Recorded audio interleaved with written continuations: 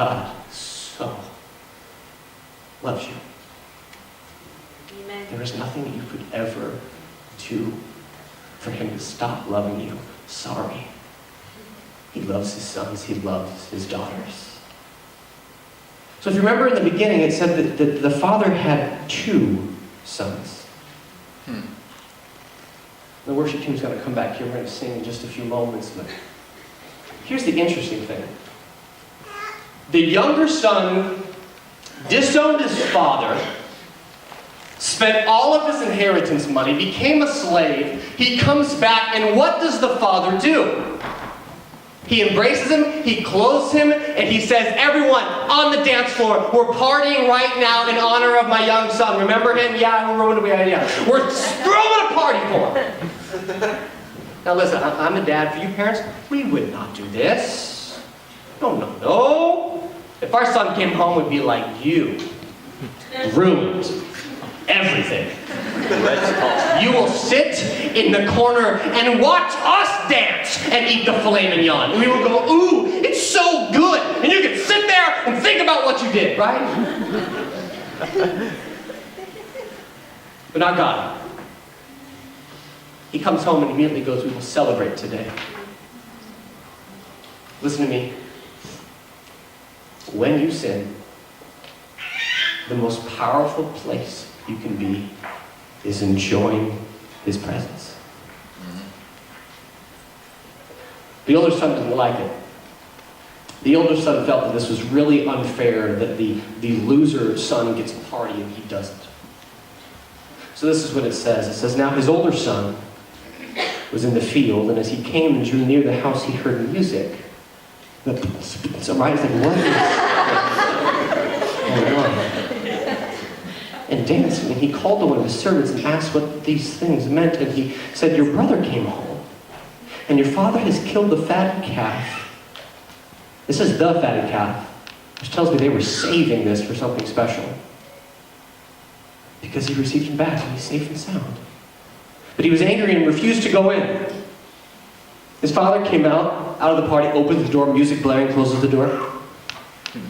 What's going on, son? Here the older son, he says, look, all these years I've served you. I never disobeyed your command. You never gave me a young goat that I might celebrate with my friends. But when this son of yours, he doesn't say my brother, he says, this son of yours, who devoured your property with prostitutes, you killed a fat calf for him?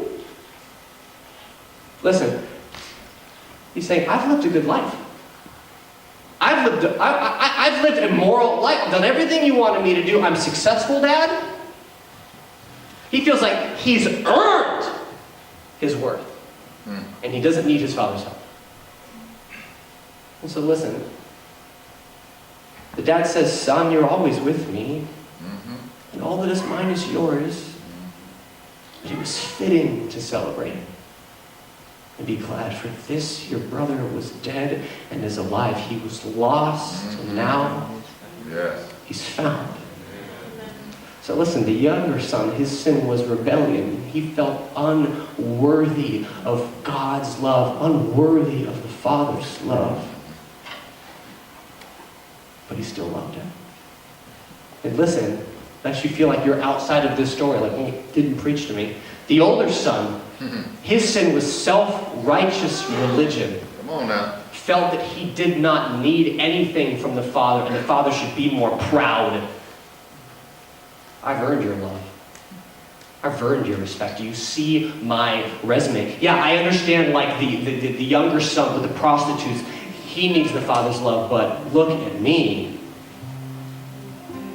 So the Father calls the younger and the older. He says, come home and celebrate all that I am and all that I've done for you. So here's the prayer today. Because again, why does Jesus tell this story? Why does Jesus go listen to the story of his two sons? It's because Jesus is relentless to bring you home. Oh, that we might understand how much he delights in saving us. So what I want to do is this. I want you to stand with me today.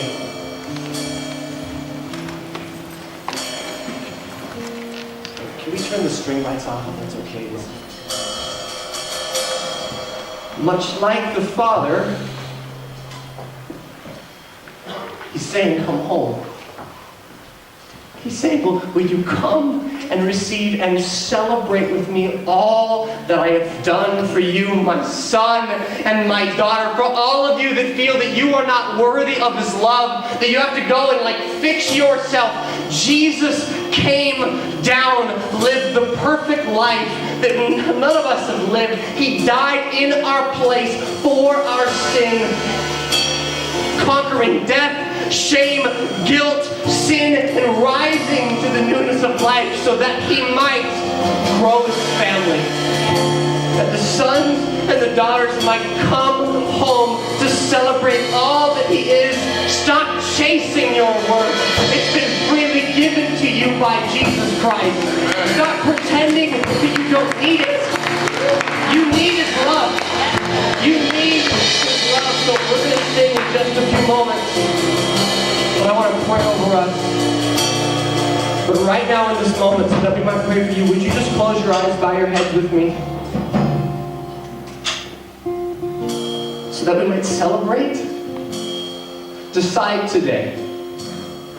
Will you keep chasing the elsewhere, or will you run home to the Father's arms? Will you stop trying to earn His love? Earn it and just, I don't need Jesus. I'm a pretty decent person. Without Him, you're lost. So be found today. Yes. I want to pray with you. Again, every eye is closed. But if you're saying, I need to come home to Jesus today, I want you to raise your hand right now. I'm coming home to Jesus. Come on, keep your hands up. I'm seeing hands all over. I'm coming home to Jesus. I need to say, Jesus, I need your help. I need your love. I need your grace. I'm coming home today, God. Today's the day. Keep your hands up. Praise Jesus. Praise Jesus. Let me pray over you, and then we're going to sing of His love. God, thank you for saving us. Thank you for sending your Son to redeem us, to chase after us, to pursue us when we're stubborn. Pursue us when we're at our worst, God. You embrace us, you kiss us, you hug us, and you say, let's go in home and let's celebrate because you're back, you're home, you're mine. We thank you, Jesus Christ.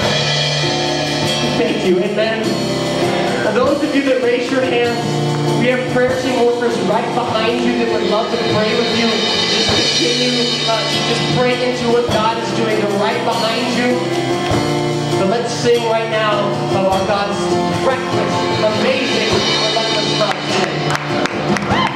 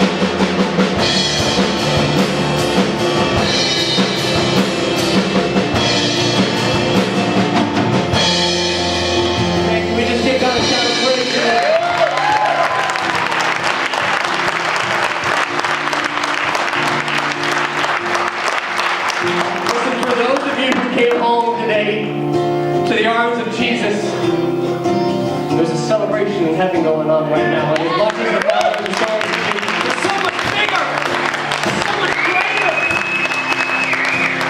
And in those of us who call this church our home, we're so excited for you. And it would be so remiss for you to come home and then like not stay home. So we'd love to connect with you. We'd love to serve you. We'd love to see you next Sunday at our normal service times, 9 a.m. You're already ready to go 9 a.m. 10:30 a.m. as we continue this series, Relentless, just talking about how our God chases us. We'd love to just talk with you. I know there's all kinds of stuff going up upstairs, and you parents are like, I'm going to go get a picture of my kid hunting eggs, and that's awesome, and we're so excited for that. So let me just say one more time, we love you. God so loves you. Happy Easter, friends.